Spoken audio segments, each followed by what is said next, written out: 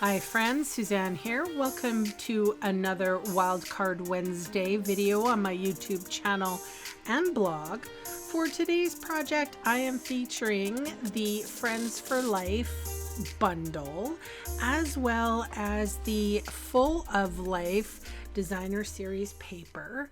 So I am going to do a little unique, I guess this would be die cut inlay. So I have basic white cardstock, and that is 4 1/8 by 5 3/8. I have an adhesive sheet here, and I am backing that basic white card. Basically, I'm going to make this whole card front a sticker, and then I'm going to die cut some stuff out, and then we're going to inlay some of the die cuts. So come along with me and I will share with you all the secrets. Well, there's not really a lot of secrets here. I just want to sound like I'm an enigma. All right, so one of the things that I have learned as a stamper is sometimes you got to start with the greeting. And actually, in most cases, it's a probably good idea so that you can work around that greeting. So I have the leaf die here, and I have to use my big cut and emboss machine, which is behind me, so I do apologize that you can't see it, but this project required the big guns. I used a little bit of washi tape to hold that leaf in place. So I have to remember, especially on this one, to put just two of the things, the negative spaces. I don't need all the inside of the leaves, although you could if you wanted to, or if it was a different color, that would be fun. But I'm going to use the pattern paper that I'm using because there's a pattern paper sale on right now, and I want to show you how the Full of Life 6x6 designer series paper is very utilizable. Okay, so here is, I've cut another leaf out, and I'm just peeling back, and I will keep on cutting. I'm trying to, I really edited this so you don't have to watch the whole process, but of me poking out all the little pieces and blah blah blah. But yeah, I just used a little bit of washi tape, made sure it stuck where I wanted it to, and then I took out the thin line of the leaf, and then I am not using any of those little extra adhesive bits. And I think this is the last one. And I wanted to vary the placement of the leaves. And that's that. So now I'm going to take my entire card front there, and I am going to remove the backing, the release paper of my adhesive sheet.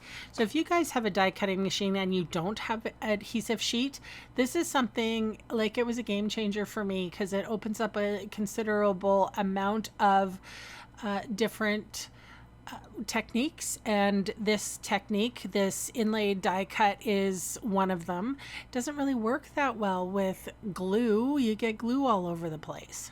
All right, so look at me, I'm doing this properly. I've laid down my sticky sheet, and now I'm going to put my patterned paper, and my gosh, I missed my fingernails. I get them on next week just before I go on vacation, and I'm super excited about it. I took a little break, as I said in my last video, but needless to say, I found some things that I like, my pokey tool and my bone folder, so I can manage without them. All right, so first release paper of the leaf came off. So essentially I'm making stickers, and I'm just inlaying that white line die cut, and you're going to see that really pretty blue/green color in the background. Now I could have used any pattern paper that I had, but I gotta say I really like this Full of Life designer series paper. I think someone in the comments said to me that they liked both sides, so it was very difficult for them to choose which side they liked. I guess it's just depending on A, how much you have, and B, you know, what your use is. All right, remember those two negative pieces? I put them in. So voila, all fixed. So next, and it doesn't really matter, I don't think, at this point, which die cut. Oh, well, I suppose it does, because anyway, I chose the right die cut. I suppose if you were doing a larger piece, or if, you know, the die cut was circles or something, it wouldn't really matter. I guess I cut some of the stems off here for the other ones. Anyway, the pokey tool is on my take your pick tool, and it is helping me shore up all the edges and the little bits and pieces. It's very, very handy to have. And one of the nice things about this adhesive sheet is it doesn't stick right away. So what you're able to do is move it around a little bit, but then I will go over with my bone folder and really press it down. So really squash that adhesive right into the paper. And that's what I'm going to do next. And then I have a ribbon to put on, and I know I don't usually use ribbon, but this one was really pretty. It is called, let's see, what's it called? Striped ribbon, and it is iridescent striped ribbon, number 163299. And I struggled with just how I wrapped my card with that ribbon. So it went from me struggling to the bow being done as usual. I'm not going to show you my struggles with bows on the video because it's obnoxious. All right, so I put dimensional adhesive behind that paper, and then I'm going to adhere the paper right to my card front.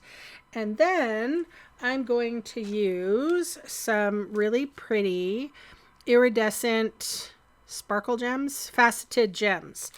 You can see all the supplies I used today listed below in the video's See More section or in the supplies section of my blog. And those fast links are going to take you to my Canadian online store, where I would love the chance to meet you and earn your business. Thank you so much for watching, and bye for now.